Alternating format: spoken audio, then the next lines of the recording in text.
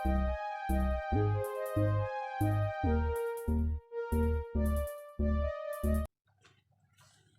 Students, आज से हम रूल 2 स्टार्ट करेंगे, रिपीटेड लीनियर फैक्टर्स। तो क्वेश्चन सॉल्व करने से पहले मैं आपको बताती हूँ what are repeated linear factors. देखिए, अगर हमारा डिनोमिनेटर ऐसा है 1/x+1 whole square into x-1, तो यहाँ पे देखो जो ये x+1 है ना, ये वाला फैक्टर का स्क्वायर है, मतलब ये क्या है, रिपीट हो रहा है 2 बार, है ना। तो इसको हम बोलते हैं रिपीटेड लीनियर फैक्टर। इसके अलावा मैंने दूसरा एक एग्जाम्पल लिया 1/x² इंटू x-1। तो यहाँ पर भी देखो x का स्क्वायर है, मतलब x भी रिपीट हो रहा है 2 बारी। अगर आपको क्वेश्चन ऐसा दिया है x+1 whole cube into x, ठीक है, तो यहाँ पर भी देखो जो x+1 है ये 3 बार रिपीट हो रहा है और ये मेरा x है। तो यहाँ पे देखो ये वाले जो क्यूब है, यानी ये 3 बार रिपीट हो रहा है, ये स्क्वायर है मतलब ये 2 बार रिपीट हो रहा है, यहाँ पर भी स्क्वायर है मतलब ये 2 बार रिपीट हो रहा है। तो इस टाइप के सारे क्वेश्चंस को हम बोलते हैं रिपीटेड लीनियर फैक्टर्स। आपके लेवल पे जो मैक्सिमम जो रिपीटेड लीनियर फैक्टर के क्वेश्चन आएंगे वो स्क्वायर तक के ही आएंगे, क्यूब तक के तो आएंगे ही नहीं। ओके, तो एक क्वेश्चन सॉल्व करके मेथड आपको मैं एक्सप्लेन करती हूँ तो आपको और अच्छे से क्लियर हो जाएगा। So question is x+4, 1 minute, x+1 upon x³ minus x² x³ minus x²। तो एक बार स्टूडेंट इसका जो डिनोमिनेटर है ना, इसको ध्यान से देखो, क्या मैं इस डिनोमिनेटर में कुछ कॉमन ले सकती हूँ। देखो मैंने इसमें कॉमन लिया x², तो यहाँ पे मेरा क्या बचेगा, यहाँ x³ है, सो यहाँ आ जाएगा x², तो मैंने कॉमन ले लिया, x-1 बचता है। देखो ये मेरा जो क्वेश्चन है, ऐसे देख के आपको इतना कुछ आइडिया नहीं आ रहा होगा, लेकिन कभी भी लीनियर पार्शियल फैक्टर्स के क्वेश्चंस जो हैं, आप डिनोमिनेटर को देखिए कि क्या इसको कुछ कॉमन लेके या सिंप्लीफाई करके हम इसको फैक्टर्स में ब्रेक कर सकते हैं क्या। ठीक है, तो मैंने यहाँ पे देखा कि ये जो x² है ये दोनों ही टर्म्स में कॉमन है। तो जैसे ही मैंने x² कॉमन लिया तो मुझे मिला x² इंटू x-1, ये 2 फैक्टर्स में ब्रेक हो गया। और देखो ये x² है तो ये किस में आ जाएगा, रिपीटेड लीनियर फैक्टर्स में आ गया। तो देखो अब इसको सॉल्व कैसे करना है।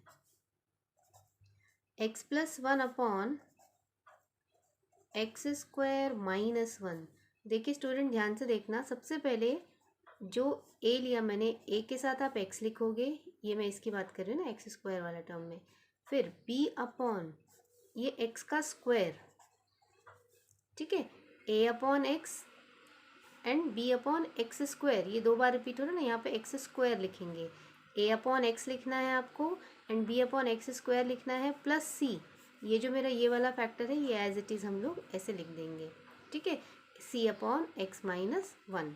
नाउ देखो ये सबसे इम्पॉर्टेंट स्टेप है। मान लो अगर आपका क्वेश्चन ऐसा होता, अगर आपको किसी को ये डाउट है कि अगर x³ होता और मेरा x-1 होता, तो आप क्या लिखोगे, ध्यान से देखो, a upon x b upon x² plus c upon x³, ऐसा लिखना होता है, प्लस d अपॉन x-1। लेकिन आपको क्यूब वाले क्वेश्चंस आएंगे नहीं, क्योंकि इनको सॉल्व करने के लिए टाइम ज़्यादा लगता है। तो मैक्सिमम आपको सेकंड जो है 2 टाइम्स रिपीटेड लीनियर फैक्टर्स के ही क्वेश्चंस आएंगे। तो ये इस तरह से होता है, आप ध्यान से देखो, है ना। तो सेम वे में यहाँ पे भी हमें क्या लिखना है, a अपॉन x लिखेंगे प्लस b अपॉन x का स्क्वायर लिखेंगे, ठीक है, x देन फिर x² and c upon x-1।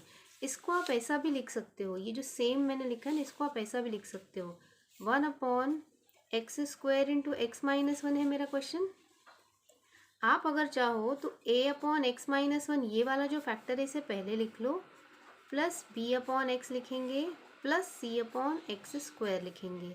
तो देखो दोनों ही तरीके से आप इसको लिख सकते हो। आप चाहो तो ऐसा लिखो, मतलब ये वाला जो डिफरेंट है ना, ये x-1 डिफरेंट फैक्टर है, तो इस फैक्टर को आप पहले लिख लीजिए या इस फैक्टर को आप बाद में लिख लीजिए, दोनों ही केसेस में आपका सॉल्यूशन सेम आएगा।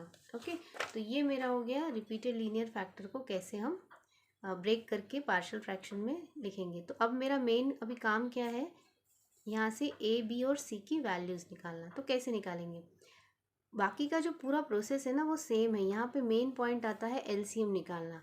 देखो एलसीएम कैसे आएगा, एलसीएम आता है x square into x minus one, x plus one upon left hand side की जो टर्म है वो एज इट इज़ रहेगी x square into x minus one. अब स्टूडेंट्स ध्यान से देखिए, ए इंटू ये आएगा मेरा LCM x minus one, A into x minus one into x plus B into x minus one only plus C into x square. Okay, अब यहाँ पे देखो ये जो डिनोमिनेटर है और ये जो डिनोमिनेटर, ये दोनों कैंसिल हो गए, तो हमारे पास क्या रहा, बचा X plus one equal to A into x minus one plus B into x minus one plus C into x square. ये मेरा हो गया इक्वेशन नंबर 2। आई थिंक यहाँ तक तो सबको क्लियर होगा। अब देखो जहाँ पे जो थोड़ा सा डाउटफुल है वो होता है एलसीएम में, तो मैं आपको वो भी बता देती हूँ फिर से एक बार। तो यहाँ पे हमको एलसीएम निकालना है, तो देखो यहाँ पे कैसे एलसीएम निकालेंगे, ये मेरा क्वेश्चन है, ठीक है। ये मैं आपको रफ में करके बताती हूँ। यहाँ पे एलसीएम आएगी x square into x minus one. देखिए एक्स माइनस वन तो एलसीएम में आएगा, इसमें आई थिंक आप लोगों को डाउट नहीं होना चाहिए। एक्स और एक्स स्क्वायर में जो हमेशा हायर टर्म है वही हमारी एलसीएम होती है। फॉर एग्जांपल मैंने लिखा 1/2 प्लस 1/4, है ना, तो इन दोनों में एलसीएम क्या आती है, 4 एलसीएम आती है। जो दोनों में हायर डिग्री टर्म है वही आता है। तो सेम वे में 1/x और 1/x स्क्वायर में एलसीएम क्या आएगी, एक्स स्क्वायर। अब इसके साथ हमें वैल्यूज़ ए के साथ कैसे मल्टीप्लाई करनी, तो ध्यान से देखना, मेरा एलसीएम क्या है, एलसीएम है मेरा x square into x minus one. इस एलसीएम को हर एक डिनोमिनेटर से, जो भी ए के साथ जो डिनोमिनेटर है, बी के साथ जो डिनोमिनेटर है और सी के साथ जो डिनोमिनेटर है, हर एक डिनोमिनेटर के साथ हम इसको डिवाइड करेंगे। मैंने पहले एक बार एक्स के साथ डिवाइड किया, ए है ना, ए के डिनोमिनेटर में एक्स है, तो देखो यहाँ से एक एक्स मेरा कैंसिल हो गया, तो क्या बचा, x into x minus one बच रहा है। तो मैं यहाँ पे लिख दूंगी ए के साथ x into x minus one plus second जो डिनोमिनेटर है बी का, है ना, तो सेम उसके लिए भी मैंने एलसीएम लिखा और बी का डिनोमिनेटर लिख दिया। तो बी का डिनोमिनेटर क्या है, एक्स का स्क्वायर है, तो एक्स स्क्वायर कैंसिल हो गया, तो यहाँ पे क्या बचा मेरा एक्स माइनस वन। ठीक है, ये देखो ये एलसीएम, मैंने एलसीएम को डिनोमिनेटर के साथ डिवाइड किया है, तो बी के साथ बच गया एक्स माइनस वन प्लस सी के साथ भी वही करेंगे। एलसीएम क्या है हमारा, x square into x minus one है अपॉन सी का डिनोमिनेटर क्या है, एक्स माइनस वन। तो देखो ये एक्स माइनस वन कैंसिल हो गया, तो सी के साथ क्या मिला मुझे, एक्स स्क्वायर मिला। तो आई होप आप लोग को ये एलसीएम निकालना क्लियर हुआ रहेगा, क्योंकि ये बहुत ही इंपॉर्टेंट स्टेप है पार्शियल फ्रैक्शन का। अगर ये आपका एलसीएम निकालना आपको समझ में आ गया तो आगे का सोल्यूशन तो सारे रूल्स में, मतलब देयर आर 3 रूल्स ना, तीनों ही रूल्स में आगे का प्रोसीजर सेम होता है। तो देखिए यहाँ से मैंने ये ऑलरेडी लिखा हुआ है x into x minus one ये। अब यहाँ पे देखो नेक्स्ट स्टेप क्या होता है, नेक्स्ट स्टेप जैसे हम लोग यहाँ पे सब्स्टिट्यूट करते हैं, ये एक्स माइनस, देखो मेरे पास फैक्टर क्या है, एक्स है और एक्स माइनस वन है, ठीक है। तो मैंने एक बार एक्स माइनस वन को ज़ीरो लिया, तो जैसे मैंने x माइनस वन को ज़ीरो लिया तो मुझे x इक्वल टू क्या मिल गया, वन। ये वैल्यू मैं कहाँ पे पुट करूँगी, इन इक्वेशन नंबर 2 में पुट करूँगी। तो यहाँ से देखो क्या आएगा, x इक्वल टू वन, तो ये क्या आ जाएगा, one plus one equal to a into one into one minus one. ठीक है, देखिए ये मैं आपको करके बता रही हूँ, अदरवाइज आप है ना a की वैल्यू डायरेक्ट ज़ीरो कर सकते हो। देखो कैसे, x माइनस वन को मैंने क्या लिया, ज़ीरो लिया, तो जैसे ही अगर आप किसी यहाँ पे वैल्यू पुट करेंगे ज़ीरो, तो पूरा का पूरा टर्म ज़ीरो से मल्टीप्लाई होगा, तो ये पूरा टर्म ज़ीरो हो जाएगा। बट आपको समझ में ऐसे में लिखा है x इक्वल टू वन रखा, तो वन माइनस वन ज़ीरो होने वाला है। तो दोनों ही जो वे है सोल्यूशन का ये भी करेक्ट है, आप ऐसा भी रख सकते हो, डायरेक्ट रख दिया तो ज़्यादा बेटर होगा। ठीक है, plus B into again one minus one. देखो जहाँ जहाँ पे x माइनस वन है ना वहाँ पे ज़ीरो ही मिलने वाला है, बट सिर्फ मैं आपको समझाने के लिए यहाँ पे बता रही हूँ कि कैसे आया, x की वैल्यू वन रखी, तो देखो वन माइनस वन ज़ीरो हो गया, तो ज़ीरो से आप a को मल्टीप्लाई करोगे तो ये भी ज़ीरो हो जाएगा। यहाँ पर भी वन माइनस वन ज़ीरो हो गया, b से मल्टीप्लाई करोगे तो वन ज़ीरो हो जाएगा। और c में वन का स्क्वायर है, तो वन का स्क्वायर तो क्या वन होता है, नहीं भी लिखा तो चलेगा। एंड लेफ्ट हैंड साइड में क्या, one plus one is two. Now यहाँ से देखो c की वैल्यू क्या आ गई, टू, तो मेरा एक वैल्यू तो आ गया। अब मुझे क्या करनी है, बाकी की वैल्यूज़ निकालनी है। अब देखिए स्टूडेंट, हमारे पास जो फैक्टर्स है ना, एक मेरे पास x माइनस वन है और एक x ही है, तो जैसे मैंने आपको बताया था कि there are 3 by default values you can use in your partial fraction questions. तो एक वैल्यू बाय डिफ़ॉल्ट वैल्यू होती है, एक वैल्यू 0 होती है, एक वैल्यू 1 होती है एंड एक वैल्यू -1 होती है। तो देखो स्टूडेंट, यहाँ पे जो x = 1 है ये मैंने ऑलरेडी यूज़ कर लिया है। मेरे पास फैक्टर था ना x - 1 = 0। अब ये मुझे x = 1 तो मैंने यूज़ कर लिया।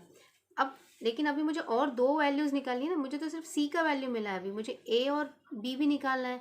तो a और b निकालने के लिए मेरे पास कुछ ना कुछ वैल्यू इनिशियली मुझे सब्स्टिट्यूट करना होगा, तभी मैं इसको सॉल्व कर पाऊँगी आगे।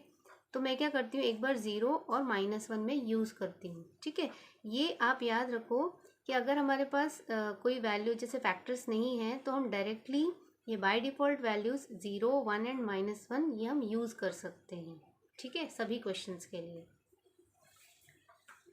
तो यहाँ से क्या आ जाएगा, we put x = 0 in equation 2 again. Equation 2 में ही हम फिर से x = 0 पुट करेंगे। तो देखो यहाँ से क्या आ जाएगा, 0 + 1 = a इंटू, अगेन देखो x की वैल्यू 0 है तो जहाँ पर भी x के साथ मल्टीप्लाई किया है, ओनली x, देखो यहाँ पे x है, यहाँ पे x है, तो ये क्या आ जाएगा देखना, फिर भी मैं आपको लिख के बताती हूँ। 0 × 0 - 1 plus b × 0 - 1 plus c × 0 square.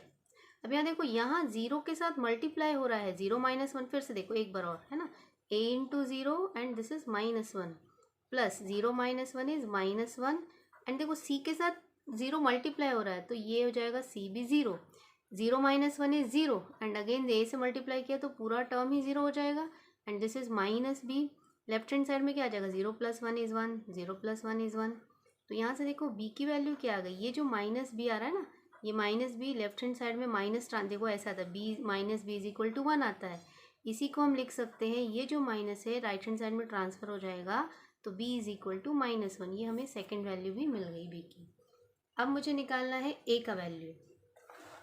देखो a की वैल्यू निकालने के लिए हम क्या यूज़ करेंगे, हमारे पास a की वैल्यू बची अभी x = -1 इन इक्वेशन नंबर 2। तो रखते हैं इक्वेशन नंबर 2 में। तो देखो एक बार इक्वेशन नंबर 2 में लिख लेती हूँ, x + 1 = a × x × x - 1 plus b × x - 1 plus c x²।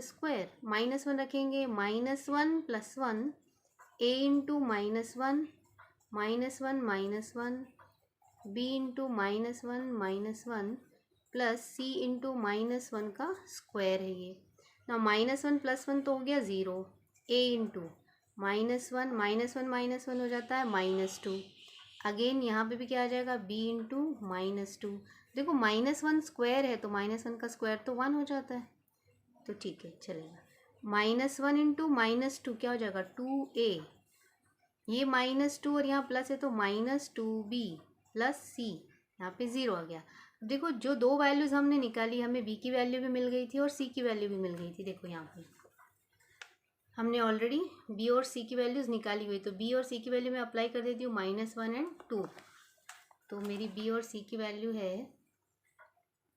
-1, b is -1 and c की वैल्यू आ गई 2।